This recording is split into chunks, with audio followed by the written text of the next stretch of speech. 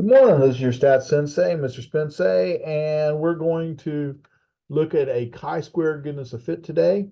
So a grocery store manager wishes to determine whether a certain product will sell equally in any of the 5 locations in the store. Huh, that sounds important. That looks like our distribution. So this is technically, it could be uniform, but it talks about selling because it sells equally, but we're just worried about selling equally. 5 displays are set up and each product is randomly assigned. Ooh, super important there because random assignment tells me I don't have to do the n is less than 10% condition.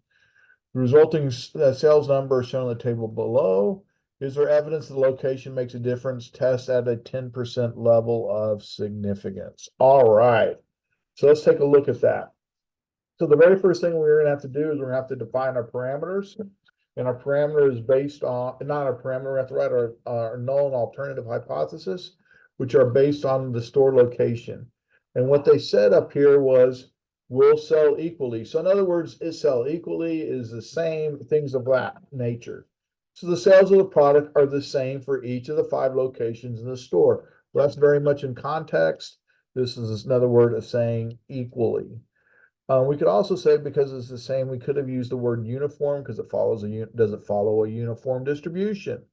Please remember the null hypothesis is always going to be a positive statement. It's always going to be is or are or some B word.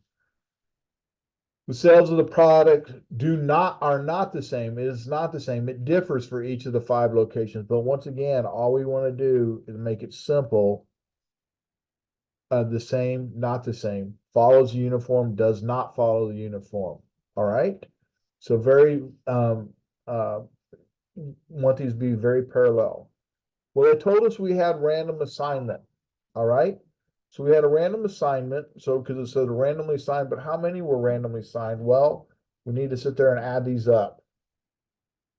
We go 43 plus 29 plus 52 plus 34 plus 48, and that's 206. So we had a sample size of 206, and that was given. Now we don't need to do number 2 because it was random assignment, so not necessary,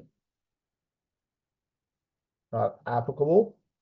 The expected values, we need to check those out, but they better be greater than 5, and we'll get to those in just a moment. So how do I need to write my formula down?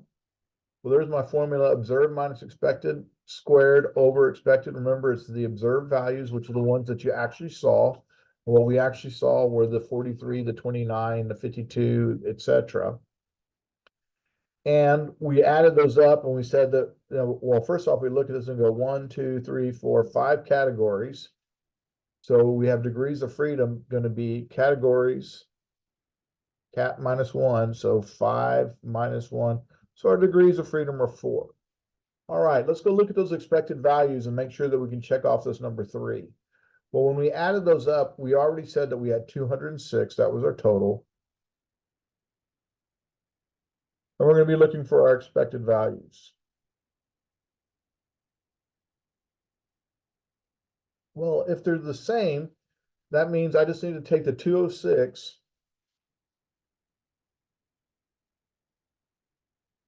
and divide it by 5. All right, so 206, oops, 206 divided by 5, and that gives me 41.2.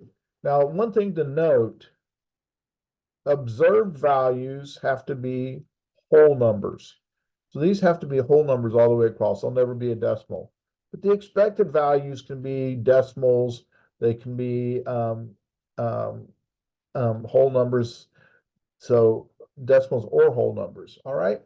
So there we go. And we're going to go ahead and plug this into our formula.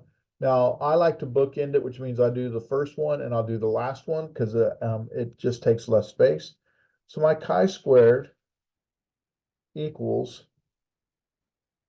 my observed of 43 minus my expected of 41.2 squared over 41.2. Now, I'm doing the first one and the last one. Well, the last one was 48. I still expected 41.2 squared over. So there we go. All right, so how do we run this test? Well, we're going to go to stat edit and we're going to input some data into L1 and L2. Oops. So in L1, we're going to enter my observed data, which is 43, 29, 52, 34, 48. Checking, make sure I have it in right. 43, 29, 52, 34, 48. And then I need to go put my expected value in. 41.2, 41.2, 41.2, 41.2, and 41, oops, and 41.2. Now, if I'd wanted to, I could have done this. I could have taken 206 divided by 5, and it still would have done the same thing. All right. So we have all my observed and expected in. Now we're going to go ahead and run the test. So I'm going to second quit out of the screen. Now I'm going to go to stat test, and we're going to scroll way down. Now be careful when you go to stat test, because they're actually a chi-squared test. That's not what we're doing right now. We're doing a GOF, a chi-squared goodness of fit. So you want letter D. Press enter. Our observed is an L1, my expected is an L2, and degrees of freedom is going to be the categories -1, 5 minus 1. Press calculate, and we end up getting 8.9029.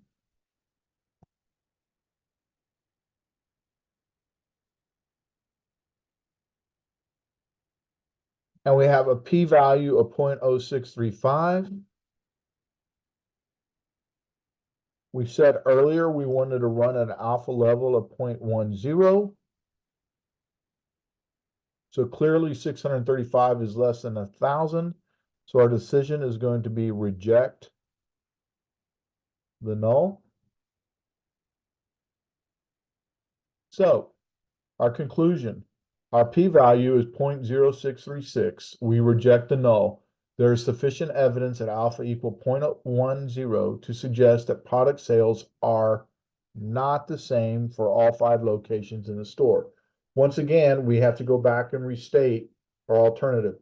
The sales of the product are not the same for each of the 5 locations in the store. So we're very, very consistent in the way this works. Hope this helps you on chi-square goodness of fit, and look forward to seeing you on the next one. Thank you.